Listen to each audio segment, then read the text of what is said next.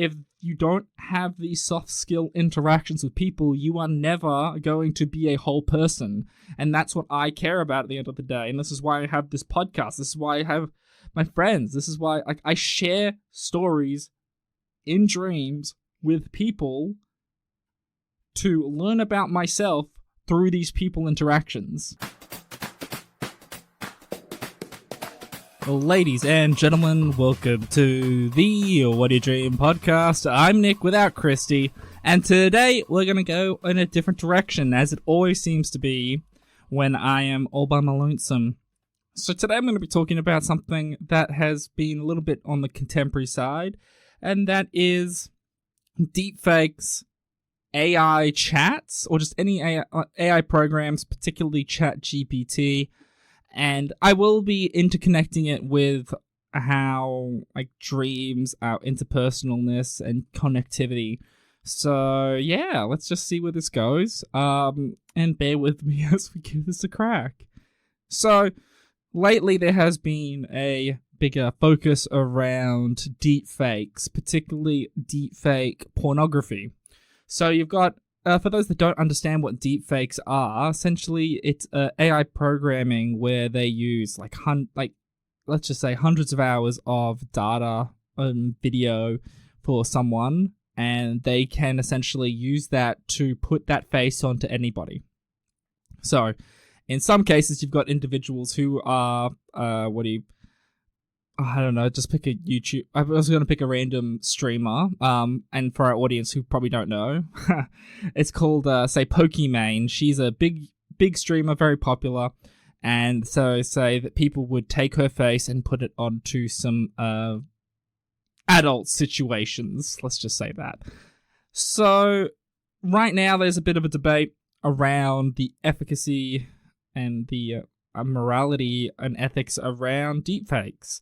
So I thought it'd be a good opportunity to discuss it on the platform since it is a contemporary issue, but also linking it to the impacts it has with our interpersonal connectivity, and also maybe discussing how ChatGPT links into that, and also looping in how, dreams are that kind of modality that we can use to explore these interpersonal connections.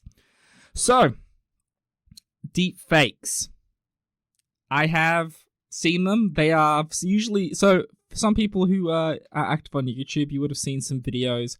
I think there's a recent one where you've got Jerry Seinfeld being put onto... I think it's the scene in Pulp Fiction, and it is fantastic. It looks amazing. So, and it's all fun and games. Jerry Seinfeld gets shot in it, which is... If anyone who's seen the movie, it's really crack up. But the problem is that we're getting into a territory where, and of course, this is where it always ends up going down, where you've got people who go, oh, yeah, there's the technology. How does this relate to pornography? Or how is pornography going to use this? So we're having some people who say that, okay, this is how it is. This is what it is like to be part of the fame area. If you're famous, this is just how it is. Suck it up. This is part of the job. Which I don't agree with, because of essentially it's that, I don't know, I always like to use the whole thing of how would you feel if you're a loved one? This happened to a loved one, regardless of if they were famous or not. You wouldn't want to see your mum. Unless you hate your mum, then that's a different thing. But think of someone you love, but it's think of your mum appearing in really explicit content that everyone gets to see. That's awful. But, people... And I think this is part of the problem that is the internet. While I can appreciate how big the internet is for, crikey, even having this bloody podcast and being able to broadcast all over the world and have people listen to me, that's amazing. Having all these different opinions and having all these different thoughts is great. But part of the problem is how quick things spread. And that's part of where we're getting into this problem. So say, it's a classic TV trope to a period of time where, this female character did some lewd images in a magazine. Who bloody reads magazines anymore? And it's like, oh, okay, you maybe had a period of time, but it had nowhere near the amount of it, and it was only existed for the amount of magazines that were printed, right? But then now, you do one thing up there, it's up there forever. And that's horrifying. And so, now I'm going to relate this back to dreams. So, how I interpret dreams, how the purpose of this podcast is essentially we shit talk, right? There's nothing else to it. But we share our dreams, and I've always said this ever since the beginning, that dreams are a way for us to share vulnerabilities within ourselves with others around us and learn from each other. Now, and I think that's a piece. So that core piece is kind of getting lost, where the mind is an amazing, powerful thing. And I think essentially what dreams are is this kind of ultimate version of these deepfakes, and that you can explore all these different elements. But the problem is that I think when we're coming back to deepfakes, it's that it's being more maladaptive. Let me explain. So essentially, let's say, so it's a bigger issue. So especially when it comes to online content creation, we live in a unique period of time where people who are famous have a direct connection to their audience, which perpetuates their fame. So I think they're called parasocial relationships. So, if you listen to enough, like how we develop relationships with people is based on frequency. And in a sense, it sounds really fucked up, but yeah, it's this frequency we have. The more frequently we meet someone and talk to someone and share more open things about ourselves, the better bond we have with that person, which, I know that makes sense, but when you have these ways of getting, it's essentially a one-way relationship. You're getting all this experience of this other person's life that you're having this connection with, and you're consuming hours of content. And if you think about hours and hours and hours, if you spend enough time with someone, if you like them, you're going to really like them. And I think, when I have the reins free, I always like to twist it in a different path, in that the impact it ends up having on young men, because I think both young men and young women are having problems, but I think especially when it comes to young men, they're having problems with developing relationships, having these intimate conversations, having intimate relationships where they can explore these more complex feelings. But if we look at YouTube, it's mainly men who are watching it.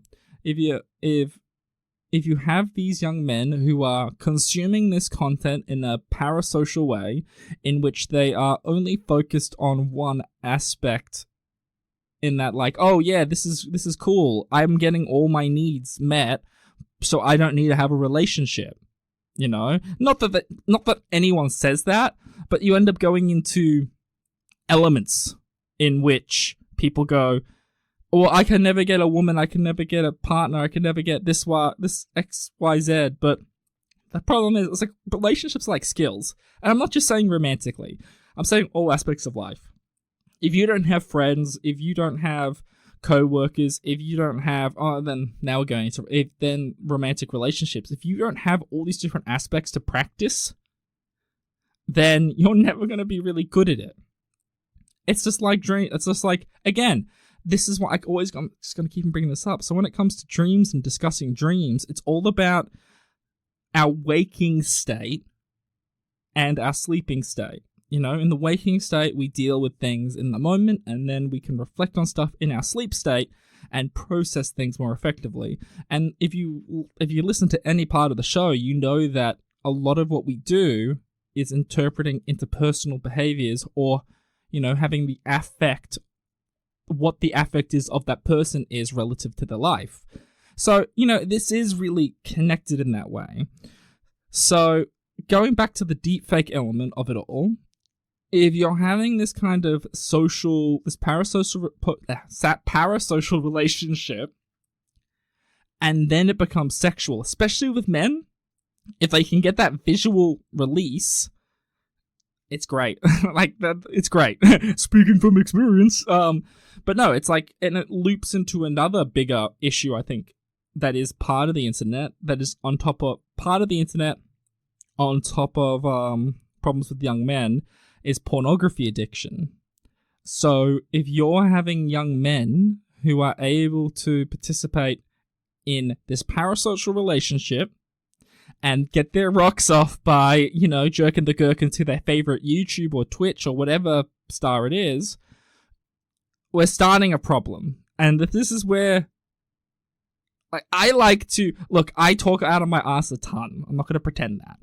But when it comes to... I try and be as research-based as possible in my day-to-day life. Especially if I get called out on something, I will generally want to go and research it, or get a friend, we'll research it together. Yeah, I am that much of a nerd. And then we will do a deep dive. And like, and right now there isn't a lot of research in the impact of AI generated porn on the young adolescent brain. But there is research around that, around like addiction and pornography in that regard, and its problem with dopaminergic serotonin generation. Also, its links to sexual impotency, problems with managing relationships, as with a lot of addictions. But I'm more like, it's that extra bit where the impact that parasocial relationships have to social development. Hey, any psychologists out there? There you go. That's a free one. You can have that. But yeah, so... And I think this is where things start to get a bit funny, because now we're having people saying, well, hey, you're a content creator, you should be able to do this. Like, this is part of the world. It's like, no, it's not. It's not part of your world. Unless you're explicitly into adult entertainment, which I have no problem with. If you are into adult entertainment, then sure. If you sign a waiver and say, I give my likeness to be able to be used whenever, then that's fine. But it comes back down to consent. You don't consent to have your likeness put into all these disgusting situations, right? And now I'm going to go on a bit of a tangent in that, let's think about revenge pornography. So, and just bear with me on this one. So, I don't remember the paper, but there was a statistic where essentially, you know what, I might do a bit of a Google on that. But there was a study about revenge porn, in that how people reacted to it. So let me think about this. So essentially, I'm going to paraphrase this, and basically, it's how revenge porn really messes up an individual's psyche. So essentially, it's this non-consensual part of, say, someone. So say if you're having a relationship with somebody and, you know, you share some nudie pictures, and that's fine. Everyone has the right to do that, especially in a loving relationship. But the problem is that when it gets shared on the internet, that's when it becomes the non-consensual aspect of it. But the top level of it was that a significant portion of the population of those that experienced this had higher rates of suicidal ideation, and that's even for those who had no mental health issues, right? So let's consider that for a moment. Like, these are people who have had their, what's the word? They've had their privacy violated, and now they want to kill themselves, and that's horrifying. I fucking hate it. And that's the part that's really upsetting, is that you've got these individuals who trusted somebody, and then it got sent out. And really, at the end of the day, so I'm using that as the closest, and the closest like for like thing out there. And the closest like for like thing out there. So if you have a multitude of content that's being produced of you that you never consented to, that's doing horrible things, you're gonna feel like fucking shit, right?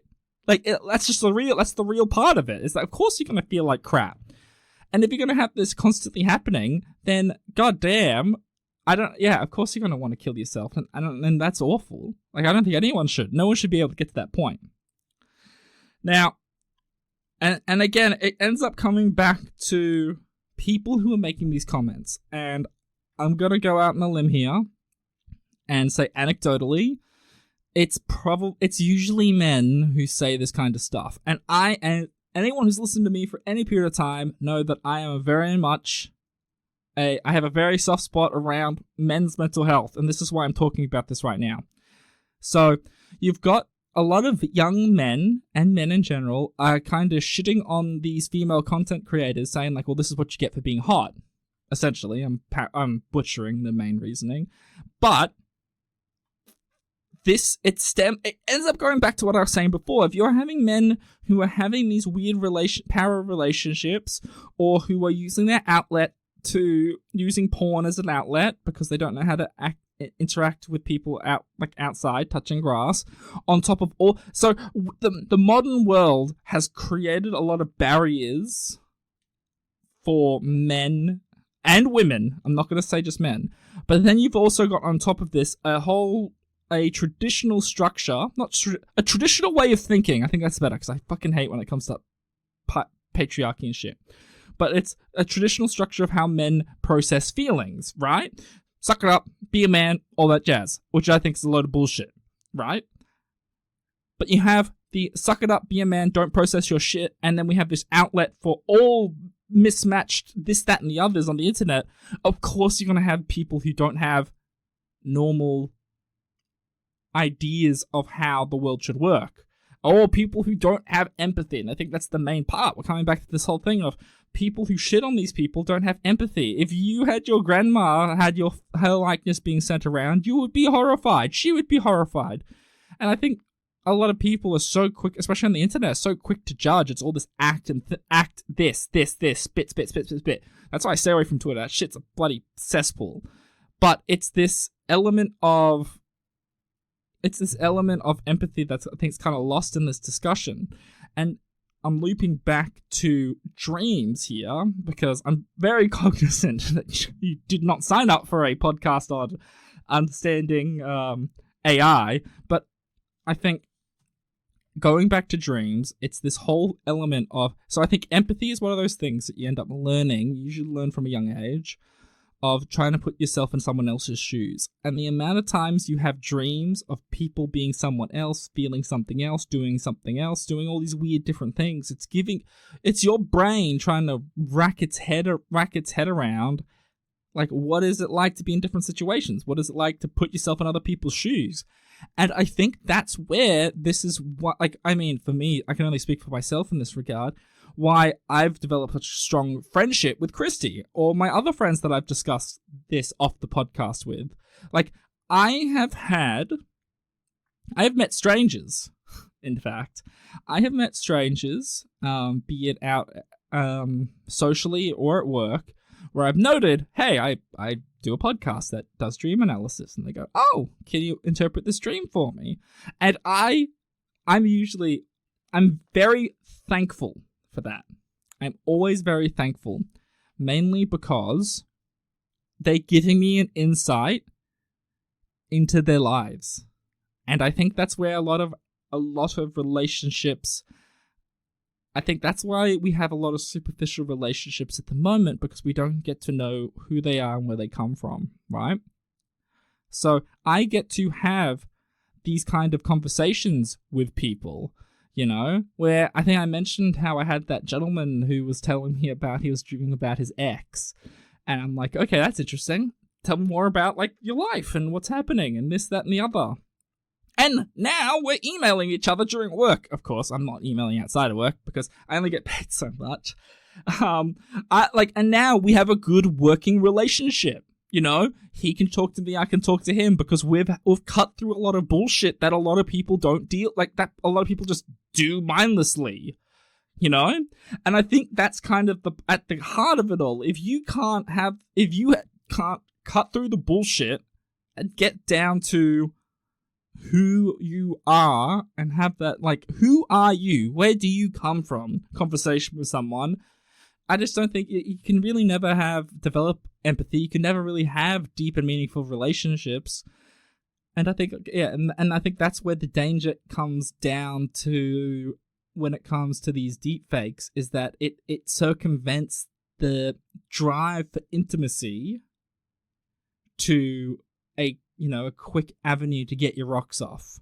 And there's a lot more to it in terms of international relations, politics, everything like that. I just wanted to keep it within a specific lane so that I could still keep it within the theme of a show. Now, ChatGPT. So, we're still on the AI track. And because I find AI fascinating, I'm not going to lie about that. So, what is ChatGPT? So, ChatGPT is I got to open it up now. So I actually remember the talking points so ChatGPT is an AI that is created by OpenAI to do a lot of different things. I know I sound completely ignorant. You know what I'm going to do? I'm going to type in I'm going to ask it, what is ChatGPT? Let's see what it comes up with. Okay. So, here we go. So, ChatGPT is a conversational language model developed by OpenAI, capable of generating human-like text responses to prompts given to it, so you can ask it questions. It uses state-of-the-art deep learning technology based on the transformer architecture to generate text that can often be mistaken for that is written by a human. I butchered that. Jesus Christ. No wonder Christy doesn't like me reading. So that's basically what it is. So you can ask it questions, and it uses a lot of data from the internet, essentially, and it can spit stuff back to you in a conversational way. So you can use it. You can also use it for scripts. You can use it to write scripts for those that are on the engineering side of things. I have a friend who was an engineer, and he asked it to generate a script for, I don't know, it was something. I'm not an engineer, but let's just say a cube in a program, and it didn't work, but it had to tell it didn't work, and then they ended up coming up with a solution, which is great. You can also do things like, come up with party ideas, or you can ask it to. So this is where it's coming into some problems, is people are using it to write, say in the university level, using it to write essays. And since it has the breadth of the internet behind it, it can generate some pretty good answers. So we're at this, and now how does this all relate back to dreams? Well, I asked it to generate a script for the show. It was okay. It was short, but that's what it is. You can ask it to keep on generating content for it, but it's not bad. It's not bad. I think it must have taken that episode that we had with Dr. Holzinger, because I think that's the one that's probably the most out there on the internet. And yeah, it had a really good structure to it all. But it didn't pick up the co-host thing. It didn't come up with that. It only noticed the host. Let's take that, Christy. I'm obviously more interesting than you are. So, yeah, it came up with a very solid script, and I know there's other content creators out there who are using it for the lols and a bit of fun. But it's getting to the position, I want to kind of bring it back to the conversation on deepfakes and dreams. So I think in the best case scenario, AI like this is a very useful tool that for brainstorming and coming up with ideas and kind of helping like writer's block maybe, or like, no, let's say like creative writer's block. Not saying specifically for writing, but for anything that people need to kind of push that extra point. You're just like, I can't get this idea, I can't crack this idea, and this is where it can be quite useful, you know, and useful for a variety of other things. So some people, so it's like, so right now, a lot of universities are considering banning it and banning ChatGPT, which I think is fair enough. Now, this is where it's becoming a problem in that university students, high school students. So I care a lot about education. It's one of the biggest, most important things I find. I've always been the prominent person for learning and focusing on development. And this used maladaptively, we're coming back to that, being maladaptive can really fuck kids up. And what do I mean by that? So I think a lot of life is trial and error. Again, that's what we do in dreams. We have a safe area where we do a lot of trial and error in a completely safe environment. We put ideas that we don't understand in practice. We put silly situations in practice. We do a lot of things. But what ChatGPT can do is limit that, in that here's the answer, give me a response, rather than giving a person the opportunity to grapple with ideas, to, you know, put their hands in their head and just go, I don't understand it, and really struggling. And I think that's the important thing. If you're struggling with concepts you don't understand and you have the right disposition, being able to create or overcome that is amazing. And I think that's kind of part of learning, is that, you know, give it a crack. If it doesn't work, why didn't it work? Let's deconstruct that. Let's understand why that didn't work and moving forward from that. But then ChatGPT comes along, and there's always been cheats around this. I'm not pretending that this has never happened. You've always been able to have services where you can get someone to write your essay for you, this, that, and the other. But that was a person, and that had a bit of a process. That's why you ended up having these software. Oh my gosh, I forgot what it was called. But it's like a plagiarism software, and it could detect if you say like it came from a bank where someone just like, I've done this essay before, here you go, and all these kind of things. And I think this is part. So I'm wanting to go back to when I started uni. So I started uni. I didn't do too well at the start of uni. I never failed anything. I got. This is going to be, it might be alienating for some people. I don't know what it's like outside of Australia, but we use a system of fail, pass, credit, distinction, high distinction. So distinction, I think it's like 70% or higher. That's probably wrong. I'm going to say 75%. And that varies from uni to uni. And let me look, you know what? I'm going to pull up a thing for this, because I really need to know what it's like, how it all works. So this one is... Okay, cool.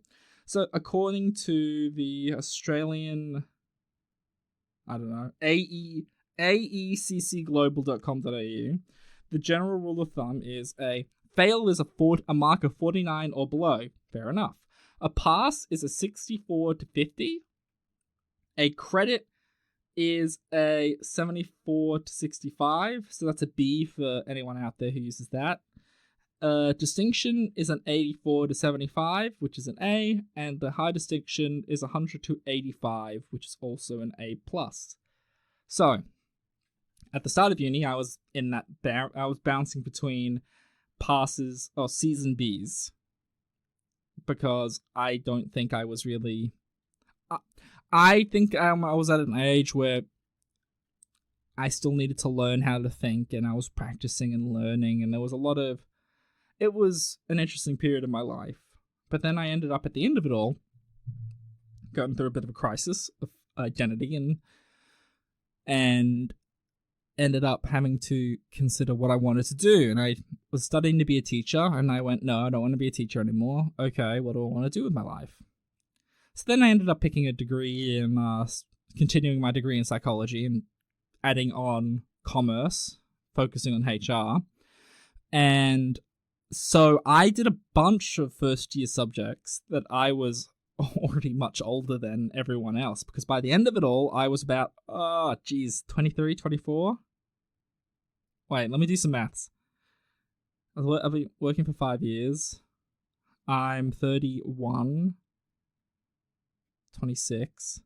Okay, so I would have been, 23, probably 23. Got there eventually. So I would have been 23.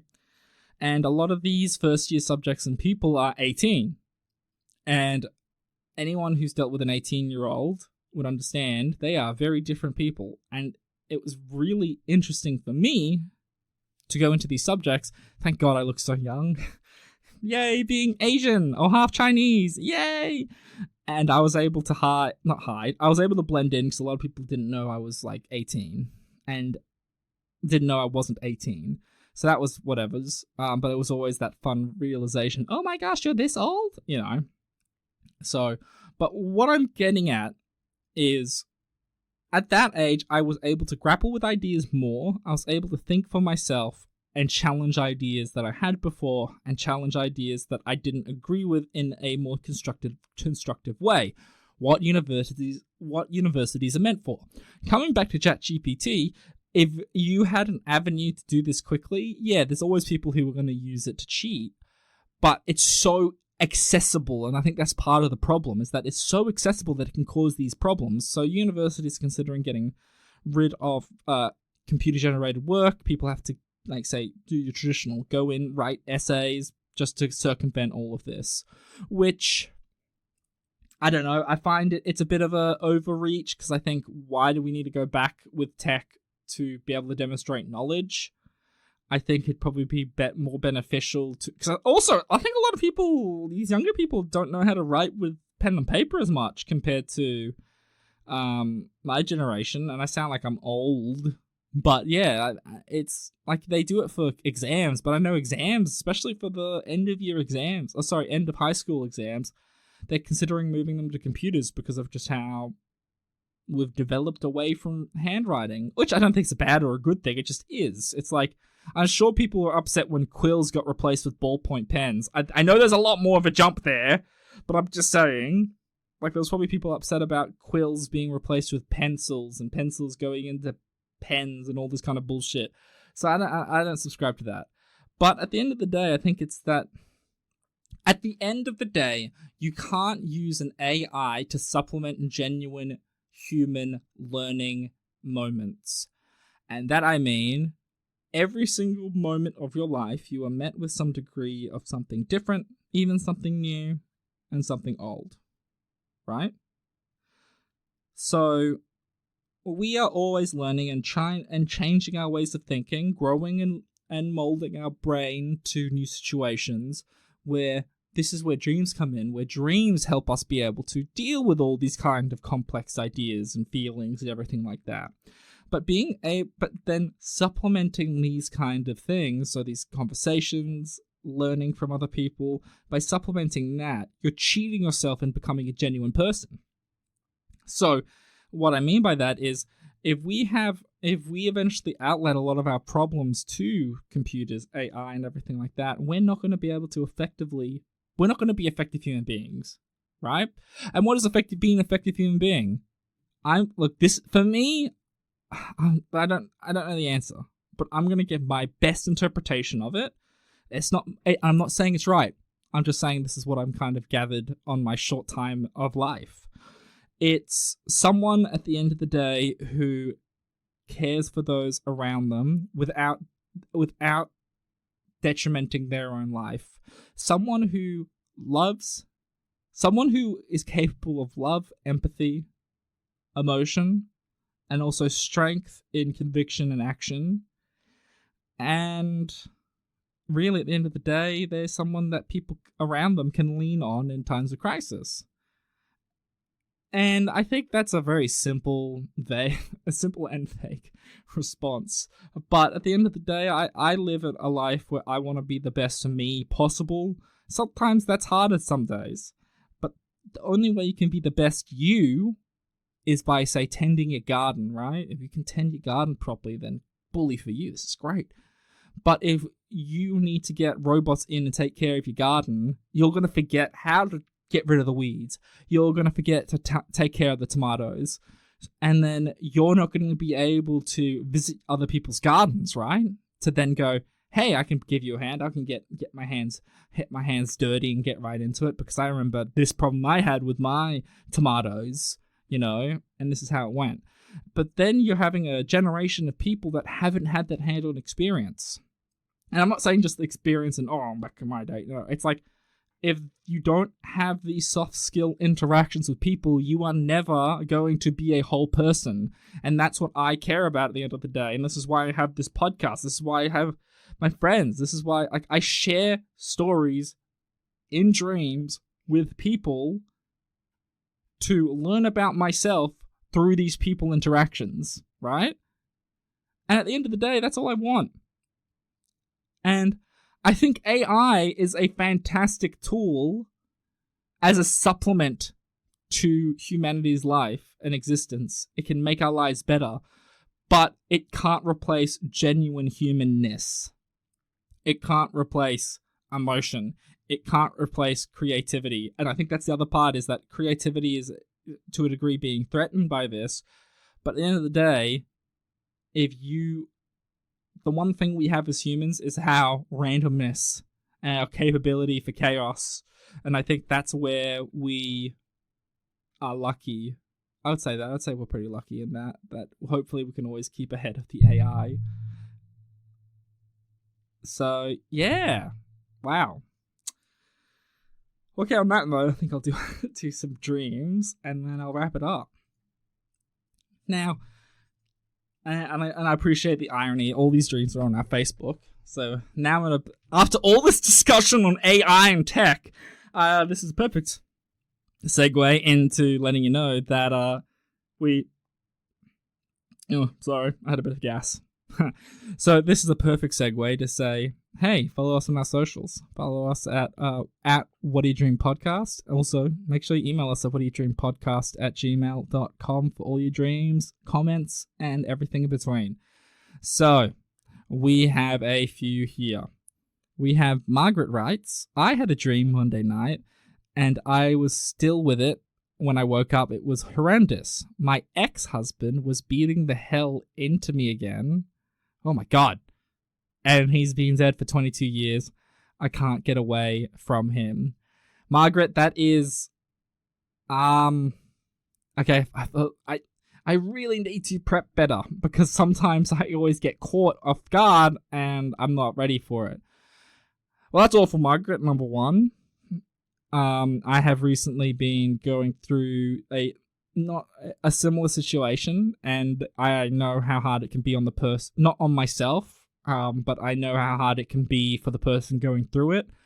And especially when it comes to trauma is one of those things where no one ever gets over it, right?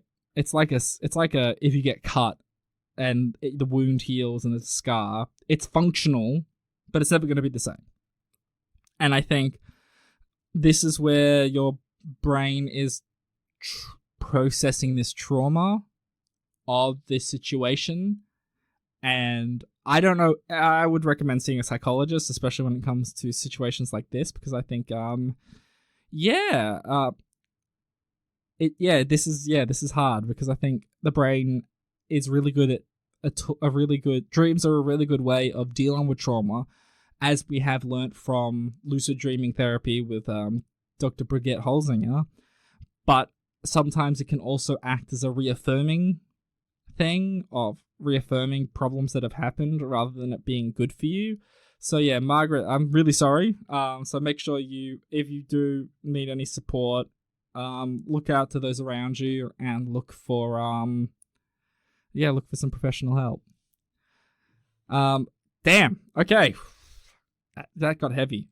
Okay, Linda writes, I dream that I can jump very high and get to places quickly. Sometimes, though, I am running and I can't run very fast and never get to the place where I need to go. Thank you for that, Linda. Okay, this is more my wheelhouse. So, jumping high, getting to places, I have those dreams a lot too, because I've always wanted to dunk. I am not going to try and... I'm about 6'2", 6'3". I don't know. This is my problem. And it's like, oh, why can't you dunk? I have bad knees, and I don't want my knees to pop out. So, that translates to wanting to have dreams where I want to jump high and dunk. But the jumping high and getting to places quickly, that's essentially you're freeing yourself from the shackles of the waking state. You know what I mean? You're able to do whatever you want, go wherever you want. No worries at all. But then we have this extra twist on it where you can't run anywhere, you never get to where you go. And that's the problem. And that's kind of where... So, have you ever heard it's like a concept of if you give someone too much choice, they're paralyzed for choice. And I think that could be a part of this, is that when you're given absolute freedom, the endless opportunities can paralyze you and stop you from moving forward. So there is also the possibility that you do feel like there's a lot of freedom in life and you're worried about that freedom. Especially, so maybe you've quit a job and haven't got anything to go to, which is fine. You've just finished uni, you've high school, or any other big venture. There's that moment of, I'm free. And then it's like, oh no, now what? You know what I mean? So I would just say embrace the randomness and the freedom that is life. And I don't think you can ever really go wrong as long as you don't hurt anybody. I think it's going to be this is a great opportunity for you to grow.